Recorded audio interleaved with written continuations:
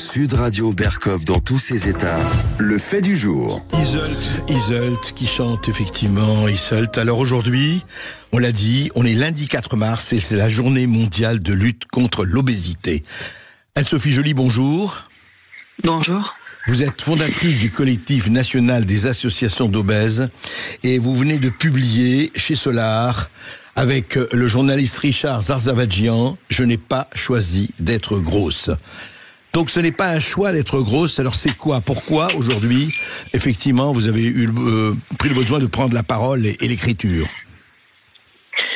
Alors, pour essayer d'arrêter les discriminations qui vont bon train, parce que l'obésité, c'est une des pathologies qui est reconnue par l'OMS depuis 1997. Nous nous battons au sein du CNAO, donc qui est le collectif national des associations d'obèses, pour qu'elle soit reconnue au niveau de la présidence française comme étant une pathologie. Ouais. Et nous demandons, le collectif existe depuis 21 ans et nous demandons à ce qu'effectivement on ait un plan obésité tel les plans cancer, basé à Matignon sur 10 ans renouvelables, et étant une grande cause nationale. L'obésité est la 5e cause de mortalité dans le monde. L'obésité est une inflammation du tissu graisseux qui au bout d'un moment va se fibroser et au lieu d'éliminer les toxines, vous allez les garder et être en capacité de déclencher jusqu'à 18 pathologies associées. Donc les gens qui nous disent arrêtez de manger, allez courir et vous verrez, ça ira beaucoup mieux. Mis à part qu'en termes de génétique, un parent sur un couple a un problème de surpoids et d'obésité, il désire un enfant, cet enfant a 40% de chance de récupérer sa génétique. Si c'est les deux parents qui souffrent d'obésité, l'enfant a 80% de chance de récupérer sa génétique. Donc les gens qui nous disent, par méconnaissance, j'en suis sûre, et j'espère par non-méchanceté, et c'est là où effectivement il y a encore beaucoup de travail à faire, l'obésité n'est pas un choix de vie. L'obésité est une accumulation de différents sujets, à commencer par effectivement travailler sur l'agroalimentaire, qui est excessivement gras, sucré, salé. La sédentarité, on doit passer 10 heures sur votre bureau, sinon ça va pas. Les traumas, la pollution. Et effectivement, lorsque vous allez pas bien, finalement vous vous dites à quoi bon essayer de se battre, puisque de toute façon tout le monde se fout de ce que je peux vivre et de la façon dont je peux le vivre. Mais dites-moi, donc vous dites, quand vous dites justement je n'ai pas choisi d'être drôle, l'obésité c'est un combat. C'est-à-dire qu'il faut lutter effectivement le regard des autres. Vous en avez parlé, vous avez raison, c'est très très important parce que c'est tellement facile. Mais je crois que beaucoup de gens, sauf des gens qui sont vraiment un peu tordus, ne pas avoir un regard soit ironique, soit dépréciateur. Mais pour vous, effectivement, il s'agit de reconnaître l'obésité, comme vous dites, comme une pathologie. Et donc, et aussi, vous dites que les gens n'ont pas assez pris conscience de cela aujourd'hui, Anne-Sophie Joly? Ils n'ont pas du tout la connaissance. Pour les professionnels de santé, pourquoi on demande la reconnaissance comme pathologie? On a bien vu, je prends un seul exemple qui est dans la tête de tout le monde, le Covid. Sur des cohortes nationales et sur des cohortes internationales, le Covid a emmené les personnes qui souffrent de surpoids et d'obésité à hauteur de 47% de l'occupation de la réanimation et à hauteur de 40% les décès dans le monde et en France. Est-ce que vous pensez qu'un individu ait envie de dégrader son état de santé volontairement? Je ne le pense pas. Est-ce que on va se moquer de quelqu'un qui a une autre pathologie? Je ne le pense pas. Est-ce qu'effectivement on va soigner les pathologies du diabète, du cancer, de l'hypertension artérielle? Les médecins sont formés à ces pathologies-là. Pourquoi, à ce jour, les professionnels, et quelle que soit la hauteur du professionnel de santé, ils ne soient pas formés en cursus initial et en formation continue pour essayer de nous sauver la vie et d'améliorer nos conditions de santé? Je crois que ce sont des questions de bon sens et effectivement, on va en parler. Effectivement, on peut se poser la question pourquoi l'obésité n'est pas reconnue comme une pathologie. Évidemment, personne n'est heureux, ou en tout cas très très peu de gens sont heureux. Maintenant, comment on s'assume? Merci Anne-Sophie Joly.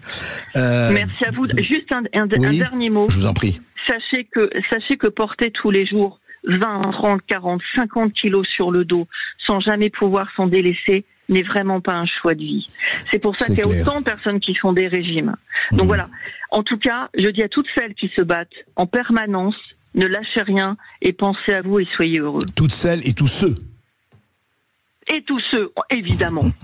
Merci. Évidemment. Merci Anne-Sophie Joly. Richard Zarzavadjian, vous êtes journaliste santé. Vous avez écrit donc ce livre avec Anne-Sophie Joly. Mais dites-moi, juste, non pas pour faire l'opposition, mais moi j'ai connu, alors vous allez me dire ce sont des exceptions, des gens obèses, enfin qui s'assumaient bien. Alors vous allez me dire, je vais vous donner un exemple de showbiz, le chanteur Carlos, par exemple, que j'ai très bien connu, qui était un ami, paix à son âme.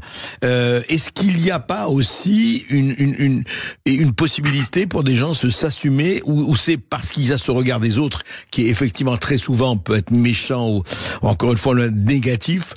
Est-ce qu'il y a une possibilité d'assumation, ou en fait, comme dit Anne-Sophie Joly, il faut se battre d'abord? Alors effectivement, et déjà merci de nous recevoir en cette journée mondiale de l'obésité. Vous avez tout à fait raison. Moi, je pense que à travers le livre qu'on a écrit, il y a une enquête, des interviews. On s'est aperçu que les jeunes générations, c'est-à-dire des gens qui ont entre 25 et 35 ans, voire 40 ans, eh bien, ces jeunes générations assument beaucoup plus facilement les formes et ne supportent plus les dictates qu'on a connus au cours de notre adolescence et notre jeunesse. Tout à fait, y compris à la mode, dans le monde de la mode. Exactement. On voit des mannequins, peut-être en surpoids, je ne dirais pas obèses, en surpoids, qui font les Fashion Week et il y a aucun problème, au contraire. Alors c'est très intéressant parce que dans le livre on a interrogé les gens de la pub et ils nous ont dit qu'effectivement des marques comme Always qui font un certain nombre de publicités, on essaye de parler du surpoids, mais on ne franchit pas le Rubicon qui est l'obésité parce qu'ils ont peur de l'aspect de la conséquence santé. Pour autant, il y a vraiment des mouvements très forts du body positif, positivisme, tout ce que vous voulez sur les sites internet, des jeunes femmes que j'ai rencontrées qui témoignent dans le livre, qui considèrent que et elles vont très bien, elles assument leur forme, leur poids, et ça c'est véritablement un mouvement de société, c'est quelque chose de sociétalement c'est très important. Alors bien évidemment, il va y avoir nécessairement un effet boomerang au niveau de leur santé dans les années à venir, mais il y a quand même un phénomène. Et pour rejoindre ce que vous disiez, à une certaine époque, on était beaucoup plus strict. Il y avait des dictates. Aujourd'hui, les choses se libèrent davantage, mais il y a une souffrance. Il y a véritablement une souffrance. Alors justement, parlons de cette souffrance. Qu'il ne faut pas oublier que ce que disait d'ailleurs Anne-Sophie Joly, c'est que l'obésité entraîne des effets secondaires, des effets collatéraux et même des maladies graves. Mais absolument.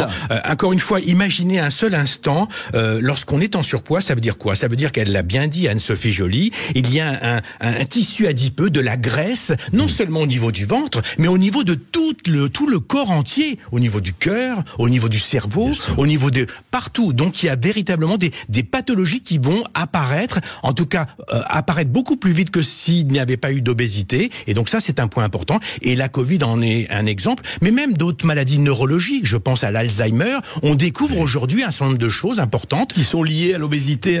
L'obésité est un cofacteur de cette pathologie. Mais d'autres exemples, on a découvert, par exemple, que les hommes qui sont obèses, la qualité de leur sperme est impactée aussi. Et lorsqu'ils vont avoir un enfant, ils vont peut-être transmettre. Il y a des études très sérieuses qui sont faites actuellement. On va transmettre des mutations. Il y a environ 500 gènes de l'hérédité et donc de l'obésité. Donc c'est considérable.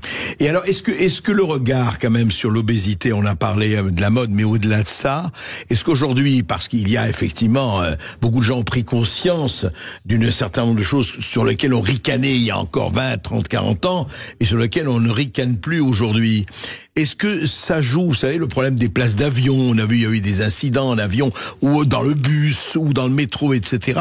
Est-ce qu'aujourd'hui, c'est plus accepté, vous en parlez dans votre livre, est-ce que c'est plus accepté, c'est-à-dire que les gens ne considèrent plus les obèses comme une espèce de catégorie, entre guillemets, anormale, ou en tout cas hors norme, ou c'est toujours encore des préjugés qui sont là? Peut mieux faire. Ça avance, les choses évoluent, mais peut mieux faire. Et je dirais que peut-être plus en France que dans d'autres pays européens. Je pense par exemple à l'Angleterre, je pense à la Hollande, je pense à tous les pays du Nord. On est beaucoup plus ouverts, comme si en France on acceptait beaucoup plus difficilement. Donc les choses avancent, mais malgré tout, on a vu dans cette enquête que dans le domaine de l'éducation, dans le domaine de l'emploi, à compétences égales, on va préférer quelqu'un qui est mince plutôt que quelqu'un qui est en situation d'obésité. Comme si la minceur était un diplôme. Oui, comme la minceur est un diplôme. Voilà, question de présentation, quoi. Exactement. Ouais. Mais dans d'autres secteurs aussi, et un des secteurs qui est le plus incroyable, c'est celui du soin, de la santé, de la médecine. Ouais. On s'aperçoit, il y a une étude qui a été faite par un médecin, le docteur Epin, qui a montré que les soignants pouvaient être discriminants. Environ, certains considèrent que parfois ils ont des réactions un peu exagérées. Alors bien sûr, pas tous les médecins, mais lorsqu'on va chez un gynécologue et qu'on a beaucoup de graisse et qu'on veut faire une échographie, eh bien certains gynécologues rechignent à traiter, ou en tout cas essayer de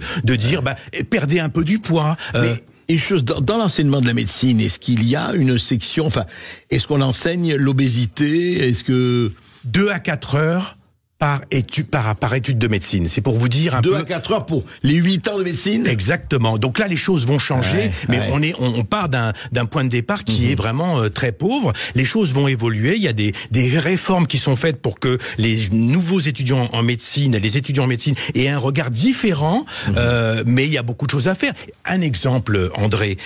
Aujourd'hui, on est en situation d'obésité. On veut faire un IRM. On fait tous des IRM. On a besoin de faire des IRM. Mais lorsqu'on est à une situation d'obésité, qu'on est avec un poids qui avoisine les 250 kilos, il y a certains services de radiologie, qui se tâtent, si j'ose dire, qui se disent, est-ce qu'on le prend? Est-ce que ça va pas casser la table? Vous voyez, il y a vraiment des situations où là, il faut réagir. Ouais. Il faut réagir et peut-être s'inspirer de ce qui est fait ici ou là dans d'autres pays. En tout cas, ce que vous dites, c'est ce qui est fondamental, et vous le dites dans votre livre, vous, Richard Zavadjian et Anne-Sophie Joly, c'est qu'il faut en finir, en tout cas, avec les préjugés. Oui. C'est vrai que quand vous dites, je n'ai pas choisi d'être grosse, c'est vrai que personne ne doit être heureux de cela, et que ce n'est pas effectivement, et ça ne doit pas être une malédiction, et surtout pas un sceau de l'infamie, ou même un sceau du ricanement. Bien sûr. Et vous savez, on a écrit ce livre, non seulement pour décortiquer, pour dire des choses, mais aussi on s'est penché sur les gens qui sont seuls, qui n'habitent pas à Lyon, Paris, Marseille, qui sont complètement isolés, qui sont renfermés, qui sont en situation d'obésité, mais ils ont le sentiment d'être à part. Et c'est ça qu'on veut plus, c'est ça qu'on ne veut pas, et c'est pour ça qu'Anne-Sophie a un combat formidable. Cette femme est formidable, et je suis content d'avoir écrit ce livre avec elle, parce que mon regard sur l'obésité, et pourtant j'ai fait des émissions, il a changé depuis que j'ai écrit ce livre. Et puis voilà, il faut se dire à tout le monde, et se le dire à nous-mêmes, ils n'ont pas choisi, ou elles n'ont pas choisi d'être grosses, mais nous devons choisir de n'être pas bêtes, ni ricanants, et encore moins jamais méprisants. Absolument, c'est vraiment ça le message, c'est-à-dire regarder différemment les personnes en situation d'obésité. C'est des gens comme vous et moi qui ont les mêmes droits, les mêmes devoirs certes, mais les mêmes droits, et ça c'est important. On a parlé des soins, mais on pourrait parler d'autres exemples, et là j'espère André qu'avec ce livre on va faire bouger les lignes, et que les autorités vont comprendre que il y a vraiment un challenge aussi. Et puis c'est l'image de la France, l'inclusivité c'est l'image de la France. Et en tout cas, ce qui est le plus important, c'est de ne jamais discriminer quelqu'un, que ce soit pour son physique, que ce soit pour quoi que ce soit. Donc, merci en tout cas d'être venu nous voir. Je n'ai pas choisi d'être grosse, un livre à lire. Aux éditions Solar. Merci Richard Zavadjian d'avoir été avec nous, et on remercie aussi Anne-Sophie Joly qui était présidente et fondatrice du collectif national des associations d'obèses et co-auteur de ce livre. Je n'ai pas choisi d'être grosse. À tout de suite sur Sud Radio, on marque une courte pause. Sud Radio Berkov dans tous ses états, midi 14h. André Berkov.